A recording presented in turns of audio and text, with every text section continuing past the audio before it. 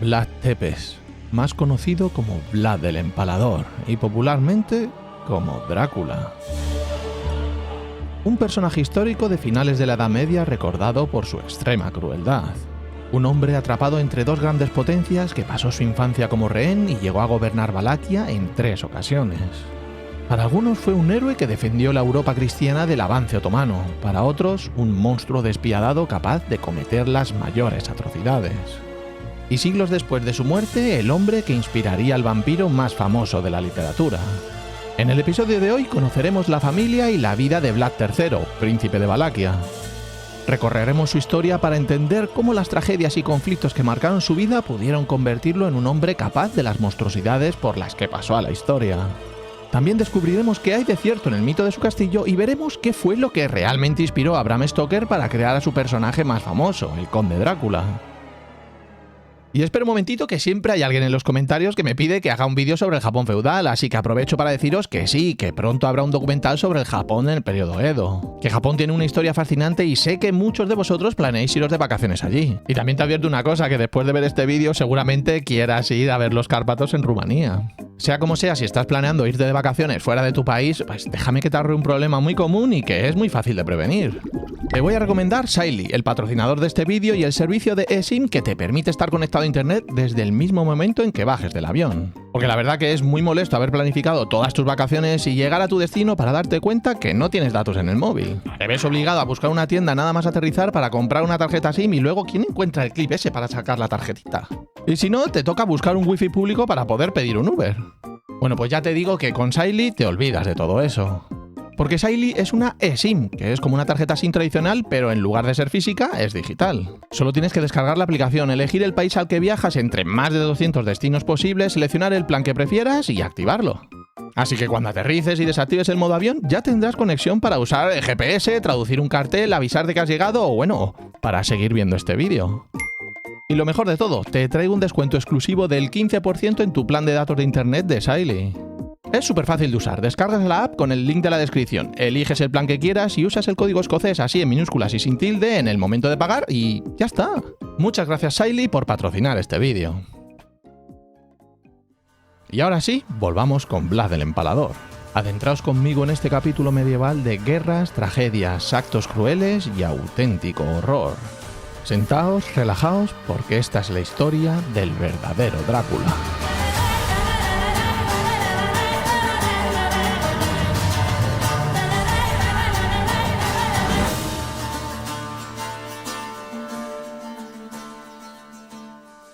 Muy buenas a todos, soy Escocés y vamos a empezar aclarando que Vlad III, conocido como Vlad Tepes, que en rumano significa literalmente Vlad el Empalador, fue Drácula.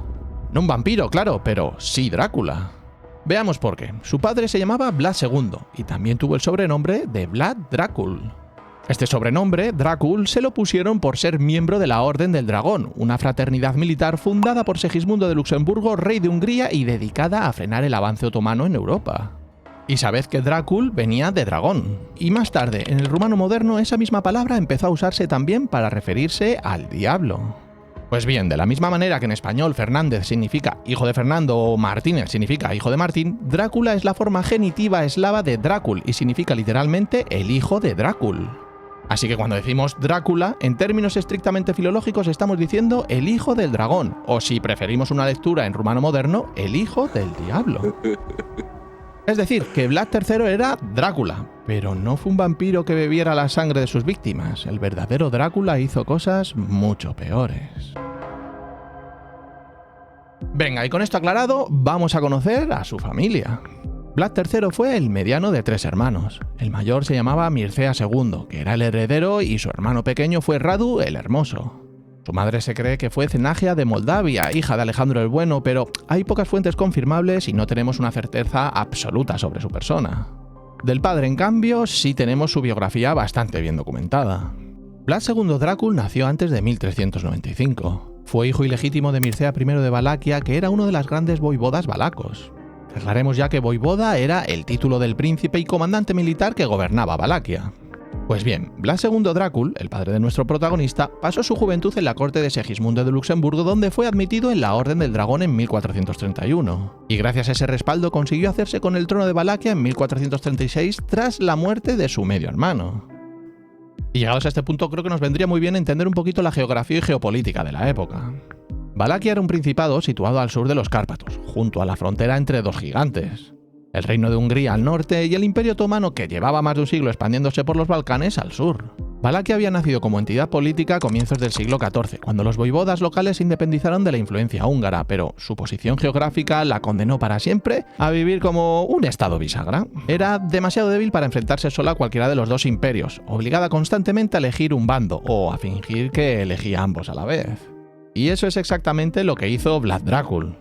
Juraba lealtad a Hungría cuando le convenía, pagaba tributo al sultán cuando no tenía más remedio y trataba de mantener el equilibrio en una cuerda floja que tarde o temprano tenía que romperse. Y en 1442 se rompió.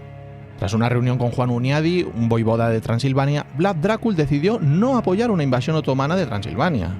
El sultán Murad II, furioso, le ordenó presentarse en Galeópoli para demostrar su lealtad. A Vlad Drácul no le quedó más remedio que ir, pero cometió el error de llevarse a sus dos hijos menores con él. Vlad, que tendría entre 11 y 14 años, y Radu, varios años menor. Lo que pasó después es uno de los grandes puntos de inflexión en esta historia.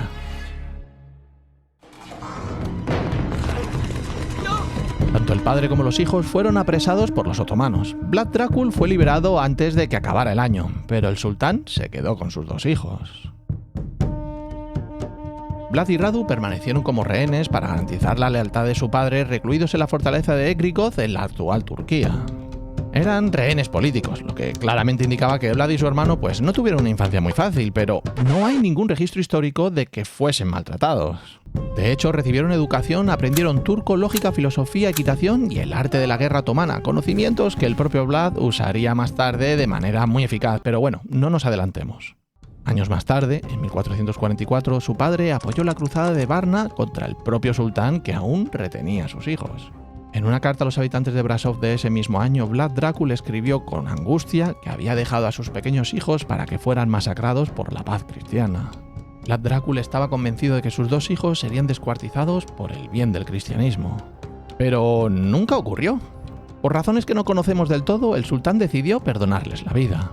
Pero durante meses el padre creyó que había firmado con su propia rebeldía la sentencia de muerte de sus dos hijos pequeños. Tú imagínate ser un adolescente prisionero en tierra extranjera y enterarte de que tu propio padre asumió que podrías morir por una decisión política que él mismo tomó. Yo eso no lo olvidaría nunca. Vlad Drácul, como tantos gobernantes belacos, terminó haciendo las paces con el sultán en 1447, y esa misma jugada de equilibrismo diplomático le iba a pasar factura. Juan Hunyadi, noble y general húngaro, el mismo que había forzado al padre a entregar a sus hijos en 1442, vio en ese acercamiento otomano una traición a Hungría, y en noviembre de 1447 invadió Valaquia. Vlad Drácul huyó de su capital Targoviste, pero en una aldea cercana fue capturado y ejecutado. Poco después, ese mismo año, el hermano mayor de Vlad, Mircea II, el que no era rehén, fue capturado también por el ejército boyardo y lo ejecutaron. La tradición sostiene que Mircea II fue cegado y enterrado vivo. Este detalle en concreto, lo de enterrarle vivo, no proviene de un documento oficial de la época, sino de tradiciones posteriores que se repiten en crónicas eslavas y que muchos historiadores tratan con cautela.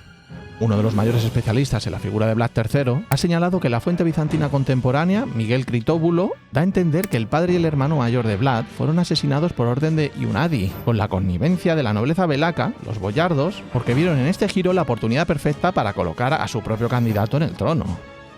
La sensación para Vlad, que en aquel momento tendría 16 o 17 años y que seguía siendo prisionero de los otomanos, tuvo que ser devastadora. Su padre está muerto, su hermano está muerto y los responsables son la misma nobleza que algún día se supone que debía servirle. Si alguna vez os habéis preguntado por qué Vlad III se convirtió en el hombre que se convirtió, probablemente la respuesta empezaría por aquí, más o menos.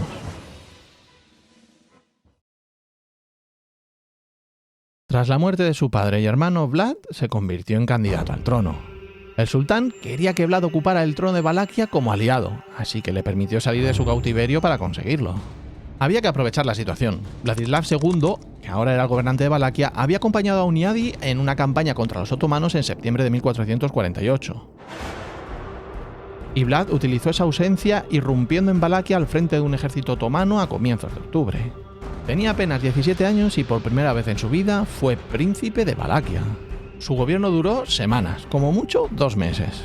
Aunque los otomanos derrotaron a Hunyadi en la batalla de Kosovo, a mediados de octubre Vladislav II logró regresar a Valaquia con los restos de su ejército y Vlad se vio forzado a huir de vuelta al territorio otomano antes de que acabara el año. Y recordemos que Vladislav II era precisamente el hombre que Hunyadi había colocado en el trono tras la muerte del padre de Vlad. Durante los siguientes 8 años, mientras Vladislav gobernaba Valaquia, Vlad III se convirtió en un príncipe sin principado.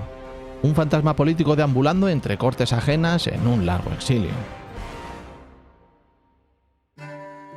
Durante su exilio, primero se instaló en Edirne en 1449. Esto estaba dentro del propio territorio otomano. Después se trasladó a Moldavia, donde fue acogido por Bogdan II, posiblemente su tío materno. Cuando Bogdan fue asesinado en 1451, Vlad huyó de nuevo, esta vez a Transilvania, buscando el apoyo de Hunyadi. Sí, Hunyadi, curioso este giro del destino. Hunyadi, el mismo hombre cuyas acciones directa o indirectamente habían costado la vida de su padre y de su hermano, era ahora la única figura con suficiente poder para devolverle el trono. Durante estos años, Vlad fue rompiendo poco a poco los lazos que su familia había mantenido con los otomanos.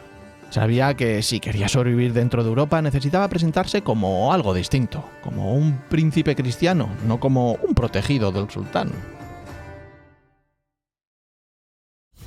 Y entonces, en mayo de 1453, ocurrió el terremoto geopolítico que cambió el mundo. Constantinopla, la capital milenaria del Imperio Bizantino, cayó ante las tropas de un sultán de apenas 21 años, Mehmed II. Constantinopla había resistido asedios durante más de 1000 años, era simbólicamente el último bastión del mundo romano, y cayó en 53 días. En Europa Oriental el avance otomano ya no era una amenaza lejana, era la amenaza. Hungría, Valaquia, Moldavia, todos sabían que eran los siguientes en caer. Y Vlad III, observando desde su exilio, entendió algo crucial. En este nuevo mapa, el príncipe que se presentara como el campeón de la resistencia cristiana contra los turcos tendría el apoyo de toda Europa. Así que empezó deliberadamente a construir esa imagen. En 1456, 8 años después del comienzo de su exilio, la oportunidad le llegó por la vía más irónica posible. Juan Hunyadi murió de peste en agosto de 1456, y con Hunyadi muerto, Vlad invadió Valaquia con apoyo húngaro.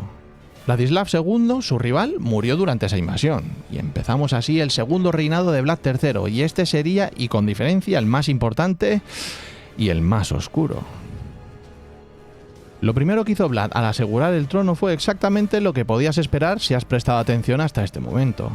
Múltiples fuentes, incluyendo la crónica de Laónico Calcocondilas, registraron que cientos o incluso miles de personas fueron ejecutadas por orden de Vlad al comienzo de su reinado. Inició lo que podemos llamar una purga sistemática contra los boyardos, la misma clase de nobles que había contribuido al asesinato de su padre y de su hermano una década antes.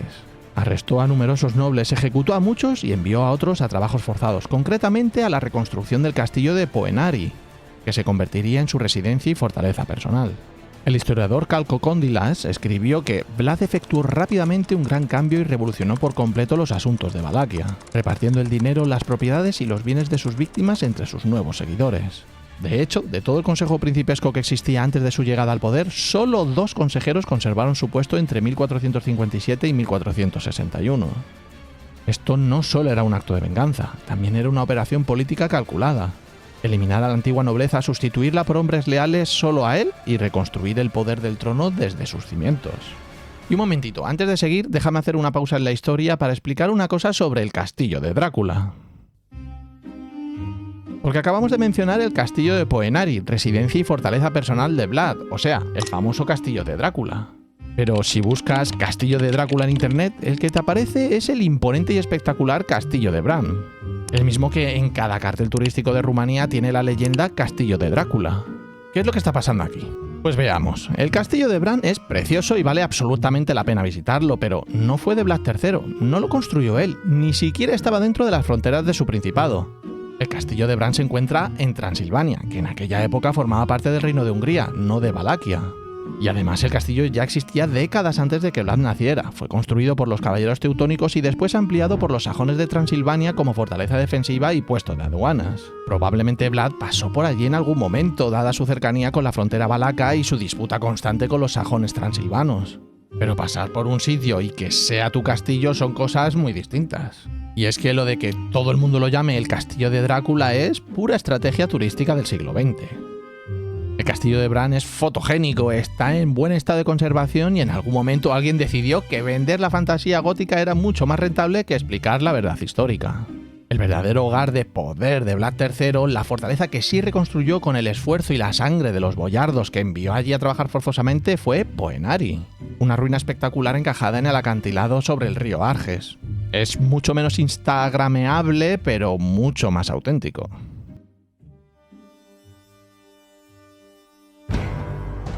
Con su poder interno consolidado, Vlad empezó a aplicar el mismo principio, pero hacia afuera.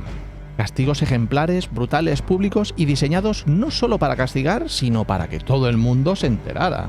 Lanzó campañas contra las ciudades sajonas de Transilvania que habían apoyado a sus rivales políticos, principalmente Dan III y Basarab Lajota. Las primeras historias alemanas sobre Vlad relataron que había llevado hombres, mujeres y niños de una aldea sajona hasta Valaquia, donde los había empalado. En 1460, durante una de estas incursiones, invadió el sur de Transilvania y destruyó los suburbios de Brasov, ordenando el empalamiento de todos los hombres y mujeres capturados. Tenemos además testimonios directos. Basarab Lajota escribió en una carta de los consejeros de Brasov que Vlad capturó a comerciantes de Brasov que habían viajado en son de paz a Valaquia, les confiscó toda su riqueza y, no contento con eso, los encarceló y después los empaló. 41 en total. Pero no terminó ahí. Después reunió a 300 jóvenes de Brasov, de los cuales empaló a algunos y quemó vivos a los otros. Pero ojo que esto no fueron rumores de enemigos despechados inventando atrocidades de la nada. Fueron testimonios de la época, de cartas diplomáticas reales escritas por gente que vivía a pocos kilómetros de los hechos. La política sistemática de Vlad mezclaba ejecuciones de criminales comunes, algo relativamente normal para los estándares penales de la época, con masacres de civiles enteros por motivos puramente políticos, algo que incluso para el siglo XV resultaba completamente extremo. Y como ya te estás imaginando, así nació el sobrenombre que lo acompañaría para siempre: Vlad Tepes, Vlad el Empalador. Y ahora os invito a hacer otra pequeña pausa en el camino, porque igual así rebajamos la tensión un poquito. Ya hemos usado la expresión empalado y empalar demasiadas veces en este episodio, y conviene explicar qué significaba exactamente ese método de ejecución. El método favorito de Vlad consistía en atravesar a la víctima con una estaca larga, normalmente introducida por el recto o el abdomen, y que se sacaba por el torso o, en los casos más extremos, por la boca. Si se hacía con cuidado, la víctima podía tardar horas e incluso días en morir. Si me preguntas a mí, esto no solo era crueldad, era ingeniería del terror. Y vale, igual la pausa tampoco nos ha rebajado mucho la tensión, ¿no? En 1459, Vlad dejó de pagar tributo al sultán Mehmed II. Fue un acto de rebeldía bien madurado. El mismo imperio que lo había retenido como rehén en su infancia ahora le exigía sumisión, y Vlad decidió que no iba a pasar por el aro. Ese mismo año, Mehmed II envió una embajada a Vlad III, reclamando el tributo de 10.000 ducados y 300 jóvenes. Cuando los diplomáticos otomanos se negaron a quitarse los turbantes alegando costumbres religiosas, Vlad III admiró su devoción religiosa clavándole los sombreros en la cabeza. El sultán esto, por lo que fuera, pues no se lo tomó muy bien y envió secretas instrucciones a Hamza, gobernador de Nicópolis, para capturar a Vlad en cuanto cruzara el Danubio. Vlad consiguió descubrir la trampa, capturar el propio Hamza y, junto con el enviado otomano, los ejecutó. A partir de ahí ya no hubo vuelta atrás, la guerra había comenzado. Vlad cruzó el Danubio devastando las aldeas otomanas a lo largo del río. En una carta a Matías Corvino, fechada el 11 de febrero de 1462, afirmó que 23.884 turcos y búlgaros habían sido ejecutados por su orden durante esta campaña. 23.884 no es una cifra redondeada para impresionar, es exactamente el tipo de número preciso que un burócrata medieval anotaría en un informe de guerra. Y con esa carta se podría decir que Vlad se convertía de manera oficial en uno de los enemigos personales más peligrosos de Mehmed II, el hombre que apenas 9 años antes había hecho caer Constantinopla.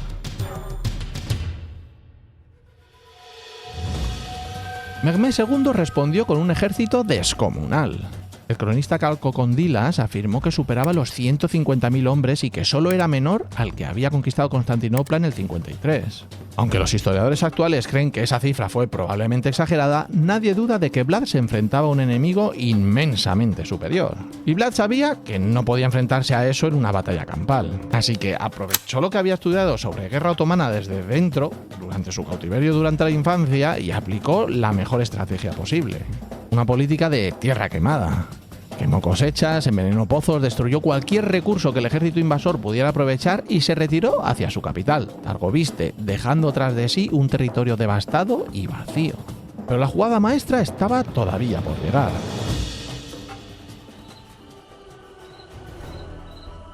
Durante la noche del 16 al 17 de junio de 1462, Vlad lanzó un ataque que ha pasado a la historia como una de las operaciones militares más audaces de toda la Edad Media tardía. Se infiltró en el campamento otomano de noche con el objetivo de matar a Mehmed II con sus propias manos. El encarcelamiento o la muerte del sultán habría provocado pánico entre los otomanos, lo que podría haber permitido a Vlad derrotar a todo el ejército. Era, sin exagerar, un golpe que podría haber cambiado el curso de la historia de Europa Oriental. Pero su plan falló. Los valacos no dieron con la tienda del sultán y atacaron en su lugar las tiendas de dos visires. Al amanecer, Vlad y sus hombres se retiraron del campamento otomano sin haber conseguido su objetivo principal, pero habiendo causado el caos suficiente como para sembrar el terror en las filas enemigas. Mehmed II sobrevivió, pero esa noche el sultán supo lo cerca que había estado de morir en manos de Vlad.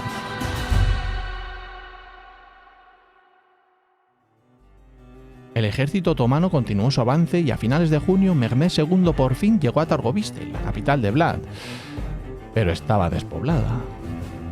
En su lugar encontró un bosque, pero no de árboles.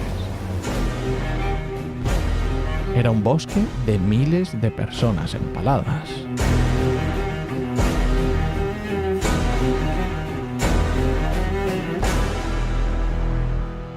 Según Calcocondilas, el área de empalamiento se extendía 17 estadios de longitud por 7 de ancho.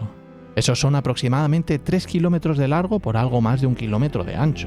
Un campo entero convertido en un cementerio vertical. Miles de personas, hombres, mujeres y niños, habían sido clavados. Y dejadme que insista, esto no es una ficción gótica victoriana. Esto es una crónica bizantina escrita por un historiador contemporáneo de la época, describiendo lo que el ejército más poderoso del mundo se encontró al llegar a la capital de un príncipe al que habían subestimado. Y con esa imagen en la cabeza entiendes perfectamente por qué un personaje como Vlad III terminó convirtiéndose en la inspiración del monstruo gótico más famoso de la literatura, el Conde Drácula. Pero, y aquí viene el giro que probablemente no esperabas, Bram Stoker se inspiró mucho menos en Vlad el Empalador de lo que estás pensando. Cuando Stoker estaba escribiendo su novela, originalmente pensaba llamar a su vampiro el Conde Vampire. Durante su investigación se topó con una referencia a Vlad III y al término Drácula. Probablemente a través de un libro publicado décadas antes por William Wilkinson, cónsul británico en Valaquia. Bram Stoker nunca visitó la tierra natal de Vlad, pero se sabe que conoció el libro de Wilkinson en 1890. Y lo que más le llamó la atención no fueron las atrocidades, ni las purgas, ni el bosque de empalados que acabamos de describir. Fue simplemente el nombre. Drácula, hijo de Drácul, el hijo del dragón, o en una lectura más oscura, el hijo del diablo. Si a mí me preguntas, para una novela gótica el nombre era perfecto. Y es que, sorprendentemente, Stoker sabía muy poco de Vlad III. Los apuntes de investigación de Stoker que se han conservado hasta nuestros días muestran que probablemente solo sabía que Vlad había sido gobernante de Valaquia, que llevaba el nombre de Drácula y que había luchado contra los turcos. No hay pruebas de que Stoker conociera en detalle la historia sobre los empalamientos masivos o las atrocidades que hoy asociamos automáticamente a su nombre. Es decir, el monstruo más famoso de la literatura de terror lleva el nombre de un príncipe valaco real. Pero su crueldad, su sed de sangre, su naturaleza vampírica, todo eso es invención literaria de Stoker, construida sobre el folclore de los Cárpatos y el gótico victoriano, no sobre una investigación histórica profunda de Vlad III. Y a mí es que esto me parece fascinante, porque el verdadero Vlad no necesitaba ser un vampiro para resultar aterrador, bastaba con ser quien fue realmente. Pero venga, volvamos a la historia porque a Vlad todavía le queda bastante por vivir. Tras el fracaso del ataque nocturno y el hallazgo del bosque de Empalados, Mehmed II decidió retirarse de Valaquia agotado por el calor del verano y la falta de agua. Pero dejó atrás un arma política mucho más eficaz que cualquier ejército. ¿Te acuerdas de Radu, el hermano menor de Vlad, el mismo que había compartido con él el cautiverio otomano en su infancia? Pues ahora los otomanos lo habían convertido en el candidato al trono valaco con todo su apoyo detrás. De este modo, aunque Radu perdió 2 batallas sucesivas contra Vlad, cada vez más boyardos valacos desertaban hacia el bando del hermano. A Vlad no le quedó otra que retirarse hacia los montes Cárpatos, esperando que Matías Corvino, el rey de Hungría, le ayudara a recuperar su trono. Pero no lo hizo exactamente lo contrario. El rey húngaro ordenó a su comandante mercenario checo, Jon Jiskra de Brandis, capturar a Vlad y muy cerca de Rukar, en Valaquia, lo consiguió hacer prisionero. Para justificar este arresto ante el Papa, la corte húngara presentó 3 cartas supuestamente escritas por Vlad en las que ofrecía aliarse con el sultán contra Hungría.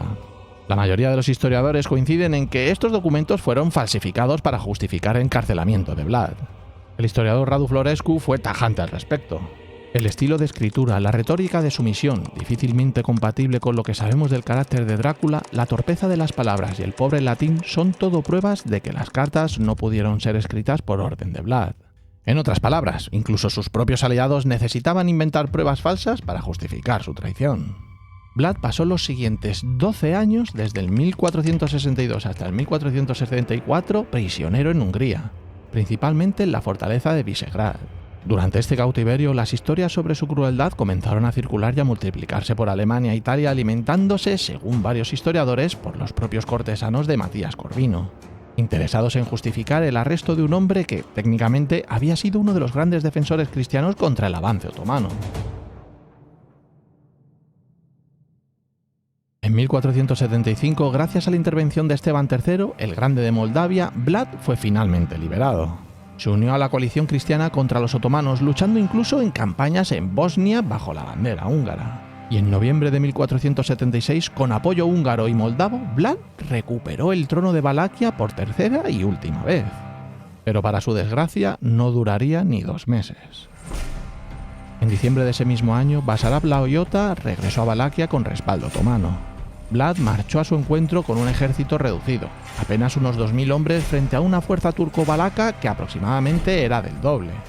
En algún momento entre diciembre de 1476 y enero de 1477, Vlad el Empalador murió.